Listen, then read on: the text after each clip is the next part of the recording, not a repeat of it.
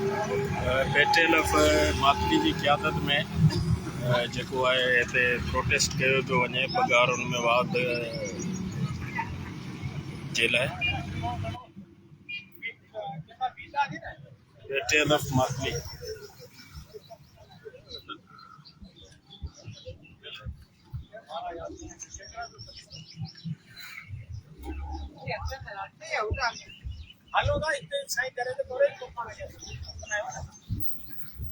मुलाजिम दुश्मन हर दस्तों, मुलाजिम दुश्मन हर दस्तों, DRA, मुलाजिम जा पगार, मुलाजिम जा पगार, मुलाजिम जा पगार, हाउस रेंट,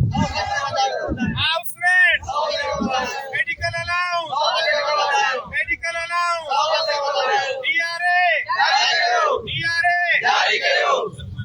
कन्वेंस अलाउंस, मुलाजिम जा पगार, पे स्केल, उस्तादन जा पगार, हाउस रेंट,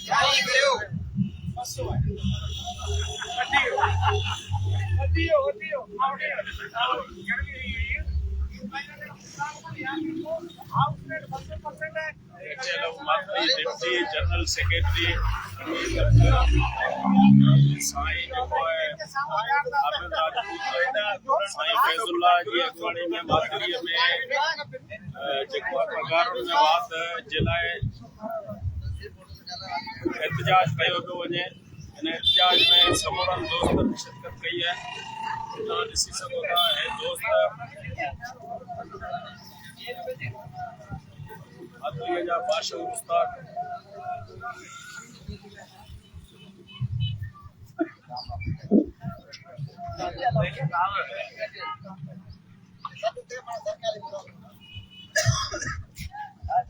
आज मातली शहर में पेटेलफ जे तरफा मुलाज़िमनि जा पगार वधाइण जे लाइ ऐं इन खां अलावा मुख़्तलिफ़ जेके मुतालबा आहिनि पगारनि समेत जेके मुख़्तलिफ़ मुतालबा आहिनि उन्हनि जी मञता लाइ पेटेलफ मातली पारां प्रेस क्लब मातलीअ जा एहतजाजी मुज़ाहिरो कयो वियो आहे ऐं इन सिलसिले में जेके पेटेलफ जा अॻुवान आहिनि उन्हनि सां गॾिजोली कयूं था त हू हिन हवाले सां छा था चवनि। छा मसइलो आहे एहतजाज कयो आहे मुसलसल हर साल एहतजाज कयो वेंदो आहे कोई कोई मुतालबा मञिया वेंदा सरकार जो सरकार खां तव्हां पुछी सघो था सरकार प्रोटेस्ट ते सरकारी मुलाज़िम रोड ते अचनि था उन्हनि खे पाणी जा फुआरा गंदे आणी टैक्सूं आणी उहे चाहे उस्ताद हुजनि सिंध जा चाहे हेल्थ डिपार्टमेंट जा हुजनि पर सरकारी मुलाज़िम सभिनी सां ईअं कयो थो वञे। असांजो अॼु हिते पेटेलफ मातली जे सॾ ते सरकारी मुलाज़िमनि जे पगार में 100% वाध कई वञे। DRA असांजो जारी कयो वञे। इहे सभई गॾियल मुतालबा आहिनि। असां इहो सिंध गवर्नमेंट खां मुतालबो था करियूं त वफ़ाक़ी गवर्नमेंट में हिकिड़ो कानून आहे हिते सिंध जे मुलाज़िमनि लाइ ॿियो कानून आहे। इहो किथां जो सॼी दुनिया जो दस्तूर किथे आहे त हिकिड़े मुल्क में हिकिड़े निज़ाम में ॿ कानून आहिनि ॿ तरीक़ा आहिनि। असां सिंध गवर्नमेंट खां ऐं ख़ासि करे वफ़ाक़ी गवर्नमेंट खां सभिनी खां इहो मुतालबो था करियूं पेटेलफ तलके मातली ऐं पेटेलफ जे इन प्लेटफॉर्म तां त सिंध जे सरकारी मुलाज़िमनि खे DRA जारी कयो वञे पगारनि में 100% इज़ाफ़ो कयो वञे मेडिकल अलाउंस में 100% इज़ाफ़ो कयो वञे हाउस रेंटनि में 100% इज़ाफ़ो कयो वञे। जॾहिं त महांगाई आहे तव्हां ॾिसी सघो था रोज़ पेट्रोल जा अघु चढ़नि पिया रोज़ डीज़ल जा अघु चढ़नि पिया अटो किथे पहुतो आहे ॿिया सामान किथे पहुता आहिनि। सरकारी मुलाज़िमनि जा पगार उते 5% 10% वधायो थो वञनि जॾहिं त महांगाई 200% 300% वधीक 500% वधी वई आहे। त असां इहो सिंध गवर्नमेंट खां ख़ासि करे मुतालबो था करियूं त सरकारी मुलाज़िमनि जे पगारनि में इज़ाफ़ो करे उन्हनि जे अलाउंस में इज़ाफ़ो कयो वञे त जीअं हू पंहिंजी ड्यूटी सर सुठे नमूने ॾेई सघनि। जेकॾहिं सरकारी मुलाज़िम जो पगार ते गुज़ारो न हलंदो उनजो सही घर कोन हलंदो त उहो आवाम खे रिलीफ किथां ॾींदो। ख़ासि करे जेके उस्ताद आहिनि उहे किथां पढ़ाए सघंदा। उहे पंहिंजे ज़ाती मसइलनि में फाथल हूंदा। ID गवर्नमेंट जे तरफ़ां कुछ न कुछ उन्हनि ते मड़ियो वेंदो आहे। तंहिंजे करे अॼु असांजो हिते शुरूआत आहे तलके मातली खां आहिस्ते आहिस्ते असांजा मुतालबा न मञिया विया त असां पंहिंजे इख़्तियार जो दाइरो वधाईंदासीं। अच्छा, जेके हेल्थ जे हवाले सां आहिनि उहे हेल्थ कार्ड ॾिना था वञनि ऐं मुख़्तलिफ़ जेके ॿियो डिपार्टमेंट खाता आहिनि गवर्नमेंट जा बाक़ी सारे सूबाई उन्हनि में हेल्थ जे हवाले सां तमामु अॻु बढ़ो उन्हनि जे जेके मुलाज़िम उन्हनि जा इलाज कया था वञनि। ही वाहिद खातो तइलीम खातो आहे जंहिंमें मुंहिंजे ख़्याल में अॻिते में ॿियो बराबरि हेल्थ खाते जे हवाले सां वञे छा तव्हां अहिड़ो मुतालबो कंदो त हेल्थ कार्ड जो उस्तादनि खे ॾिनो वञे जीअं उस्ताद महांगाई वारे तौर में पंहिंजो ऐं पंहिंजे बचनि जो इलाज कराए सघनि। दुनिया में सॼी दुनिया जो कानून आहे, सॼी दुनिया में घटि में घटि ॿियूं सभु सहूलियतूं आहिनि पर ॿ सहूलियतूं आवाम जे लाइ गवर्नमेंट जे तरफ़ां हूंदियूं आहिनि। हिकिड़ो हूंदो एजुकेशन, ॿी हूंदी हेल्थ। हाणे हेल्थ ते असांखे 1300 रुपया 1400 रुपया 1500 रुपया महीनो बि ॾिनो। हिकिड़े प्राइमरी मास्टर जा 4 5 5 6 7 8 फैमिली मेंबर आहिनि, उहो 1300 में छा कंदो। ऐं ॿियो वरी पढ़ायूं ऐं किताब पूरा कोन्हे पढ़ाइनि में स्कूल ते वञण लाइ स्कूल उस्तादनि खां 50 किलोमीटर 40 किलोमीटर परे उहो किताब वठंदो। त सरकारी तालीम फ्री हुजणु खपे ऐं फ्री तॾहिं थींदी जॾहिं उस्तादनि खे या सरकारी मुलाज़िमनि खे सहूलियतूं ॾिनियूं वेंदियूं तॾहिं उहे मुफ़्त थी सघंदियूं। न को उहा सहूलियत न को असांखे सिहत जे हिसाब सां का सहूलियत त उस्ताद ऐं या सरकारी मुलाज़िम पंहिंजे मसइलनि में घेरियल रहंदो त उहे तरक़ी किथां मुल्क करे सघंदा या उहा क़ौम उहा तरक़ी किथां करे सघंदी जंहिंजा तरक़ी कराइण वारा पाण मसल में बाधा पिया वञनि ऐं पाण सां ख़ासि करे सिंधी जो मुलाज़िम सां इहो ई वॾो मसइलो आहे। असीं गवर्नमेंट खां मुतालबो था करियूं त जल्द खां जल्द इहा असांजे सरकारी मुलाज़िमनि खे रिलीफ ॾिना वञनि मेडिकल जी सूरत में, हाउस रेंट जी सूरत में ऐं सभिनी ॿियनि सूरतुनि में। जॾहिं उस्ताद असांजो फ्री हूंदो, जॾहिं सरकारी मुलाज़िम असांजो एक्टिव हूंदो, उनजा मसइला हल हूंदा तॾहिं क़ौम तरक़ी कंदी।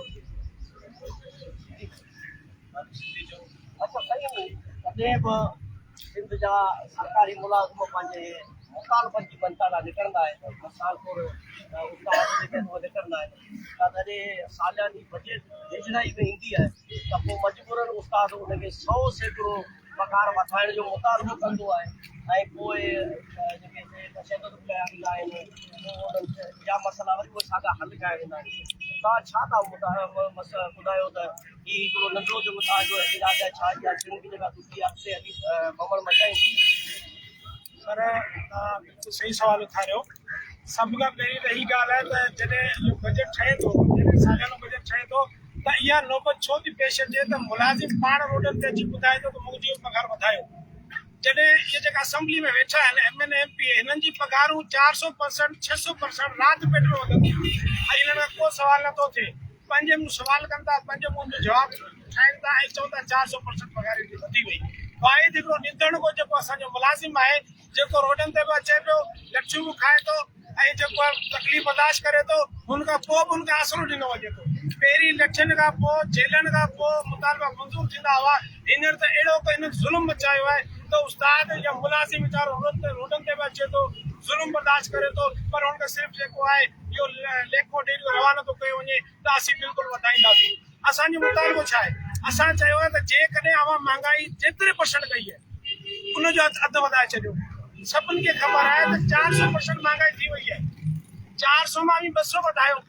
200 में बि 100 वधायो त दुकानदार आहे उनखे शइ महांगी मिलंदी मथां उहो अची महांगी विकिणंदो, उनजो छा बराबरि थी वियो। उस्ताद वीचारो छा करे, मुलाज़िम वीचारो छा करे, पंहिंजी पघार में जेॾी महिल पंहिंजो राशन वठे थो, उहो राशन जेको हुनखे 10,000 जो मिलंदो हो, उहो साॻियो राशन हुनखे जेकॾहिं 25,000 जो वठिणो पवे थो त 15,000 जो क्राइसिस में अची चुको आहे। ॿी ॻाल्हि इहो कन्वेंस अलाउंस आहे। असांखे ॾिनो वञे कन्वेंस अलाउंस 1200-1800। हिकिड़ो उस्ताद जेॾी महिल पंहिंजी मोटरसाइकिल ते तेल भराए स्कूल ते वञे थो 450 रुपया 500 रुपया जेको आहे तेल छॾाए थो। इहो उस्ताद मूंसां गॾु बीठो 400 रुपया डेली पंहिंजो साड़े थो। 400 जे हिसाब सां 12,000 रुपया धणी सिर्फ़ु जेको आहे पंहिंजी कन्वेंस में जेको खपाए थो। इहो ज़ुल्म कोन्हे त छा आहे? छो त बाक़ी कयो वञे मुलाज़िमनि खे? छो जेको आहे इहा रविश थिए थी त हिननि जे ख़िलाफ़ छा हिननि खे शर्म या ख़तम थी वई आहे? जेकॾहिं मुंहिंजे घर जो मुलाज़िम, मुंहिंजे दुकान जो मुलाज़िम जेकॾहिं तव्हां कंदो त बेइज़ती मुंहिंजी आहे, आऊं कटहरे में पींदुसि। अॼु जेकॾहिं असां सिंध जा मुलाज़िम जेकॾहिं रोडनि ते आया आहिनि त हुकूमत खे सोचणु खपे। असां वरी मुतालबो बिलावल साहब सां कंदासीं त तव्हां हिकिड़ो निज़ाम आंदो हो, तव्हां हिकिड़ो नारो आयो हो त ग़रीब खे रोटी कपिड़ा मकान जेको रुकावट आई हुई उहो उनजी दहलीज़ ते ॾींदुसि। तव्हां मुतालबो कयो हो त उन सिंध खे तरक़ी याफ़्ता बणाईंदुसि। तव्हां मुतालबो कयो हो त असीं मुलाज़िमनि खे हुकूक ॾींदासीं। तव्हां मुतालबो कयो हो त तालीम खे फ्री कंदासीं। तव्हां मुतालबो कयो हो स्कूलनि जी बिल्डिंग ॾींदासीं। अॼु सभिनी मुतालबनि जे करे आऊं तव्हांखे चैलेंज थो करां, अचो तव्हांखे वणनि जे हेठि स्कूल आऊं ॾेखारियां। स्कूलनि में किताबनि जा खोट आऊं थो ॾेखारियां। मुलाज़िम जेको फाके कशे ते मजबूर आऊं थो ॾेखारियां। मुलाज़िम रोडनि ते लठियूं खाईंदो आऊं थो ॾेखारियां। तव्हां छा जेको आहे ॾिनो आहे? घटि में घटि पंहिंजी कापी न खे अॼु 3 साल पूरा थिया आहिनि। प्यारे पुछो त सही त मुंहिंजे जेके सिंध जा मुलाज़िम आहिनि छो रोडनि ते निकिरी आया आहिनि। ऐं वरी मुतालबो कंदसि त अॼु हीअ असांजा मुतालबा आहिनि, अञा बजट कोन आई आहे। असीं हीअ जेके तालीम खां शुरू थिया आहियूं, इहो एहतजाज असांजो मर्कज़ ताईं वेंदो, सॼे सिंध ताईं वेंदो। जेकॾहिं असांजा मुतालबा पूरा न थिया त पोइ असीं पंहिंजे पेट लाइ, पंहिंजे बचनि लाइ, पंहिंजे बचनि जी तालीम जे लाइ, पंहिंजे सिंध जे शऊर लाइ, पंहिंजे सिंध जे सुधारे जे लाइ असीं हर क़दम खणण लाइ तयारु आहियूं। कहिड़ा मुतालबा आहिनि फैज़ुल्ला साहब जे उस्ताद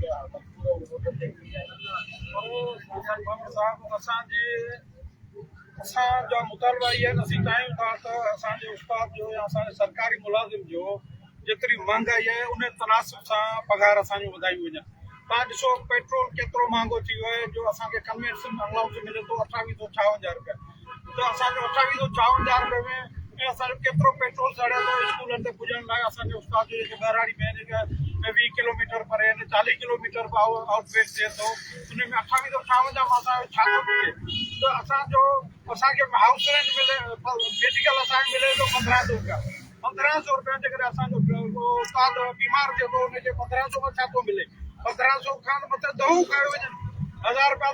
डॉक्टर जेको नंढनि शहरनि में वेठो आहे उनजी 1000 रुपया फी आहे। जे हैदराबाद ॾेखारियूं था त उते तमामु घणी फी आहे। जे अलाह ॾे पनाह वधीक बीमारी वधीक थिए थी त असांजो 1500 महीने मां कंहिंजी पूरी नथी थिए। हेॾी महांगाई थी वई आहे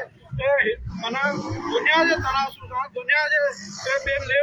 मुल्कनि जी भेट करूं त असांजी पाकिस्तान में बि असांजे सिंध सूबो, जेकॾहिं पंजाब सूबो अञा बि असांजो उते जे पघारूं सही आहिनि। असां चाहियूं था त असांखे बलोचिस्तान ऐं पंजाब जे तनासुब सां पघार असांजूं वधायूं वञनि। असांजे सिंध सां माटे जो व्यवहार और सुलूक जेको कयो पियो वञे सरकारी मुलाज़िम सां इहो बंदि कयो वञे। ऐं गलावल साहब तव्हां चओ था तव्हांजो नारो आहे त पढ़ंदी सिंध त वधंदी सिंध।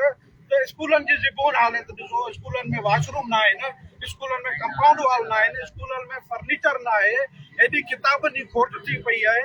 तव्हां सिर्फ़ु उस्ताद जी फैसिलिटी करे तव्हां उस्ताद खे उते बाउंड करियो आहे, पर उस्ताद खे फैसिलिटी ॾियो। उस्ताद जॾहिं माना हुनजो माइंड ई सही न हूंदो, हुनजो दिमाग़ ई मुंतशिर हूंदो त उहो ॿारनि खे छा तइलीम वधाईंदो। इन ई करे असां पंहिंजनि खे माना बजट में 100% कन्वेंशन अलाउंस असांखे ॾिनो वञे। असांखे महांगाई जे हिसाब सां असांजूं पघारूं डबल कयूं वञनि। जॾहिं अचे थो असांजे उस्तादनि जो मसइलो अचे थो, उन्हनि जी पघार जो अचे थो त तव्हां उते चओ था IMF। जॾहिं सेक्रेटरी जा पघार वधनि था उते IMF किथे थी पुॼे? जिते जजनि जा पघार वधनि था उते जुडिशियल जा वधनि था, उते IMF किथे आहे? त IMF सिर्फ़ु सरकारी मुलाज़िमनि जेके माना हिक खां 14 ग्रेड जे मुलाज़िमनि जा उन्हनि लाइ बाउंड थी वई आहे। बाक़ी जेको मथे सेक्रेटरी में वेठो आहे, मथे जेके बि मिनिस्टर वेठा आहिनि उन्हनि जे लाइ का आहे ई कोन। तंहिं करे असां वरी बि चऊं था त तव्हां बाक़ी तव्हांजी वफ़ाक़ में तव्हां पाण उहो साॻियो मुतालबो रखो था त 50% पघार वधाई वञे मुलाज़िमनि जी। पर सिंध में तव्हां इहो छो कदम नथा खणो? जेके जॾहिं त सिंध तव्हांजे हथ में सभु शइ सिंध में तव्हांजी गवर्नमेंट 17 साल खां तव्हांजी गवर्नमेंट हले पई, पर तव्हां सरकारी मुलाज़िम खे थी पाचियो आहे। तंहिं करे अख बचो, तव्हांजी बाक़ी जी सिंध रही आहे, ॿिया सूबा तव्हां खां विया हलिया आहिनि। तंहिं करे अख बचो, तव्हां सिंध जे मुलाज़िमनि ते हथु रखो। सिंध जो 6 लख मुलाज़िम तव्हांजा माना 6 लख ख़ानदान आहिनि। इन करे महिरबानी करे तव्हां सिंध जे उस्तादनि जी पघार वधायो। ख़ासि करे उस्ताद तबिको जेको बि आहे असांजो उहो सफ़ा मफ़लूज थियो पियो आहे। उनजो ज़हनी मफ़लूज आहे उहो असां कॾहिं बि माना उन सही नमूने पढ़ाए कोन सघंदो, छो जो उनजो ज़हनी मफ़लूज थियो पियो आहे। तंहिं करे असांजी पघारुनि वधाइण ते महिरबानी करे असांजी असीं इल्तिजा था करियूं। असांखे इन सिंध जे शऊर खे रोडनि ते न आणणु ॾियो। सिंध जे शऊर खे तव्हां पंहिंजे हिसाब सां उनजी पघारूं वधायो, उनखे सहूलियतूं ॾियो जेके ॿियनि मुलाज़िमनि खे, जेके असांजे ऑफिसरनि खे सहूलियतूं ॾिनियूं वेंदियूं आहिनि। महिरबानी करे असांखे पंहिंजे अटे जा पैसा त ॾियो घटि में घटि, त रोज़गार पंहिंजे बचनि जो करे सघे सही नमूने।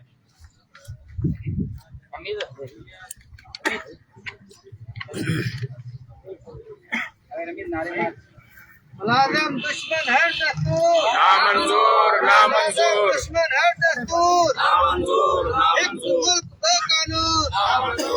एक मुल्क बेकानून मुलाजिम दुश्मन है दस्तूर नामंजूर नामंजूर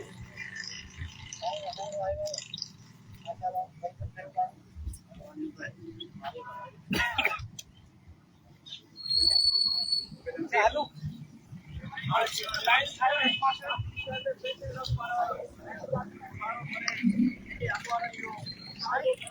करे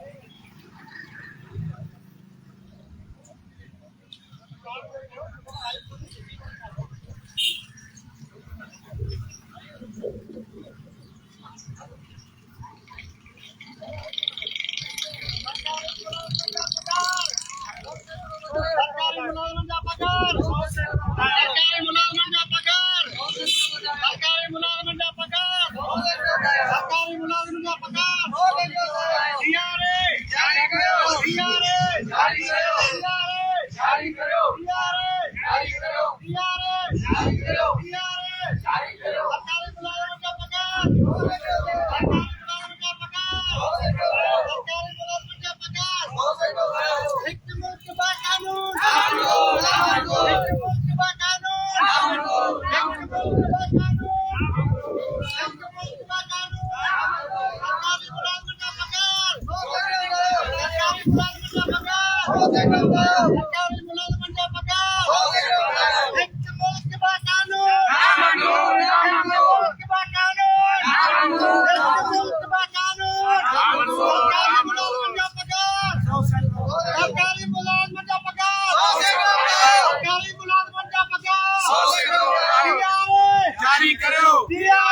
जारी करो जारी करो जारी करो सरकारी मुलाजमन का पगार सरकारी मुलाजमन का पगार मुल्क का कानून नामंजूर नामंजूर मुल्क का कानून नामंजूर नामंजूर कानून नामंजूर जारी करो जारी करो जारी करो जारी करो सरकारी मुलाजमन का पगार सौ से बढ़ाओ सरकारी मुलाजमन का पगार सौ से बढ़ाओ सरकारी मुलाजमन का पगार सौ से बढ़ाओ जुल्म के ज़ाब्ते हम नहीं मानते जुल्म के ज़ाब्ते हम नहीं मानते जुल्म के ज़ाब्ते हम नहीं मानते एक मुल्क दो कानून नामंजूर नामंजूर एक मुल्क दो कानून नामंजूर नामंजूर एक मुल्क दो कानून नामंजूर नामंजूर सरकारी मुलाजमन मुतालबा सरकारी मुलाजमन मुतालबा सरकारी मुलाजमन मुतालबा DRA DRA DRA सरकारी मुलाजमन की पगार सरकारी मुलाजमन की पगार house rent medical allowance medical allowance convince allowance जुल्म के ज़ाब्ते हम नहीं मानते जुल्म के ज़ाब्ते हम नहीं मानते एक मुल्क दो कानून नामंजूर नामंजूर एक मुल्क दो कानून नामंजूर नामंजूर एक मुल्क दो कानून नामंजूर नामंजूर एक मुल्क दो कानून नामंजूर नामंजूर बताओ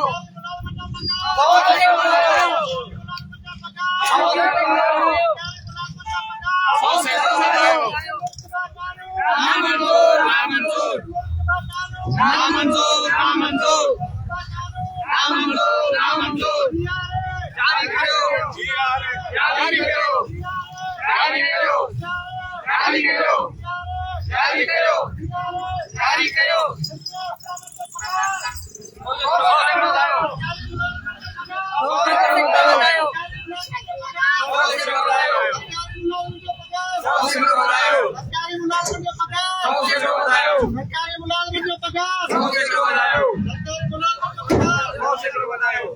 मुल्क का कानून ना मंजूर ना मंजूर एक मुल्क का कानून ना मंजूर ना मंजूर एक मुल्क का कानून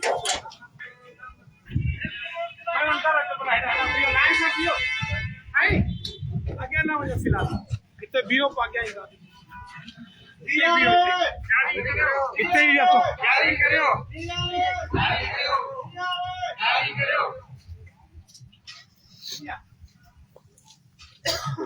मुलाजिम दुश्मन है दस्तूर ना मंजूर ना मंजूर मुलाजिम दुश्मन है दस्तूर ना मंजूर ना मंजूर मुलाजिम दुश्मन है दस्तूर ना मंजूर ना मंजूर एक मुल्क बेकानून ना मंजूर ना एक मंजूर मुल्क बेकानून एक मुल्क बेकानून उस्तादांचा पगार मुलाजमांचा पगार मुलाजमांचा पगार DRA conveyance allowance medical allowance house rent मुलाजमांचा पगार एक मुल्क बेकानून ना मंजूर ना मंजूर जारी करो जारी करो जारी करो जारी करो जारी करो सरकारी मुलाजमांचा पगार सरकारी मुलाजमांचा पगार 100 से करो बताओ सरकारी मुलाजमांचा पगार 100 से करो बताओ मुल्क का कानून ना मंजूर ना मंजूर मुल्क का कानून ना मंजूर ना मंजूर मुल्क का कानून ना मंजूर सरकारी मुलाजमांचा पगार सरकारी मुलाजमांचा पगार 100 से करो बताओ सरकारी मुलाजमांचा पगार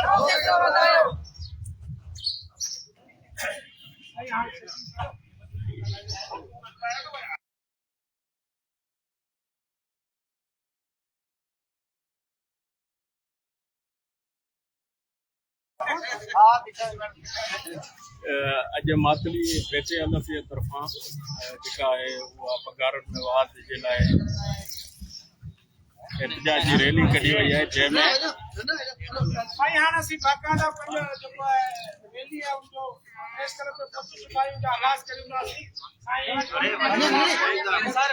साईं मुनीर मलक साहब जो गुज़ारिश कंदा त तिलावत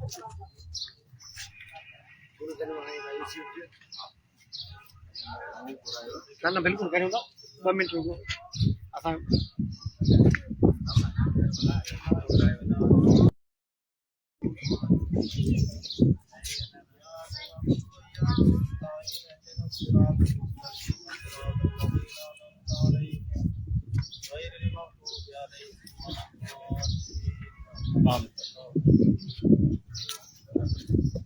जीअं तव्हांखे ख़बर आहे त इहा असां जेकी एहतजाजी रैली कढी आहे इहो असांजो जेको आहे मुतालबो असीं खणी आया आहियूं गवर्नमेंट सां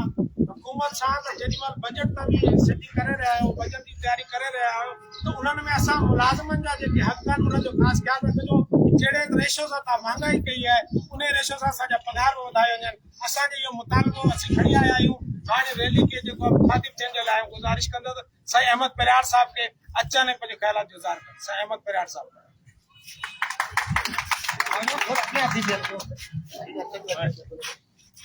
पगार पड़ेगा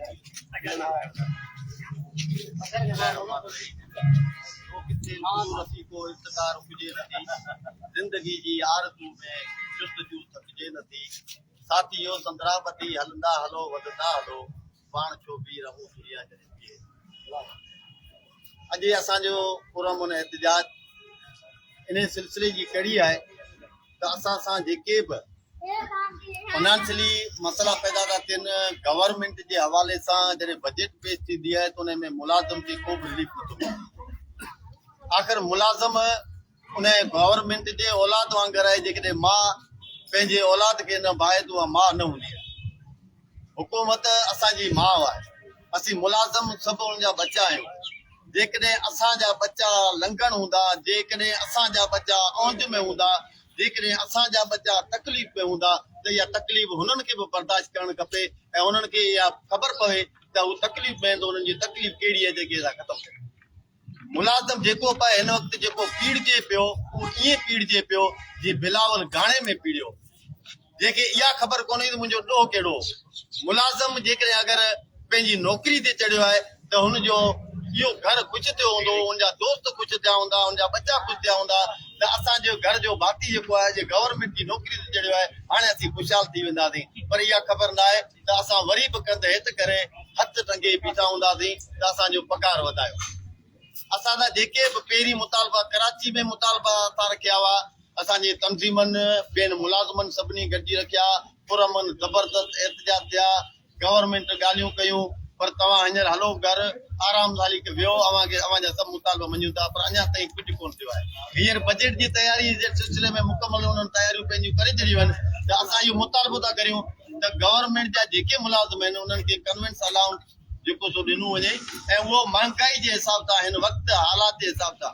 उनखे कन्वेंस अलाउंस ॾिनो वञे मेडिकल अलाउंस ॾिनो वञे उहे ज़रूरतूं ऐं मजबूरियूं हुननि जो हक़ आहे तव्हां खां हू हक़ वठणु चाहिनि था मुतालबे जी सूरत में जेकॾहिं तव्हां नथा ॾियो त सुभाणे हुननि वटि ऑप्शन खुलियल आहे उहे तव्हां मातली खां निकिरी हैदराबाद खां निकिरी कराची बि वञी सघनि था इहे मुलाज़िमनि इहे अॻे ई हिननि पंहिंजा पुठा कुटाया आहिनि इहे मुलाज़िम अॻे ई जेलूं काटे आया आहिनि इहे मुलाज़िम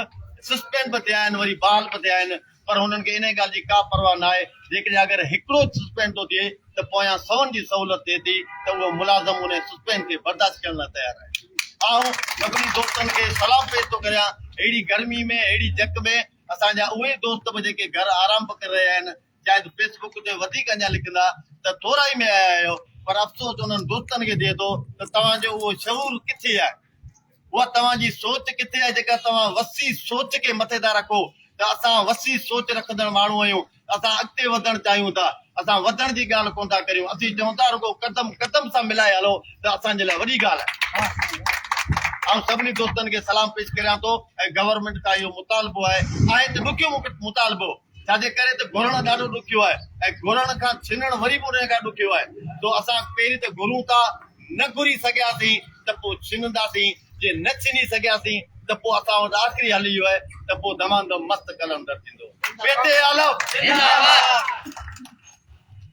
साईं अहमद साहब जेके पंहिंजे ख़्यालात इज़हार करे रहिया हुआ त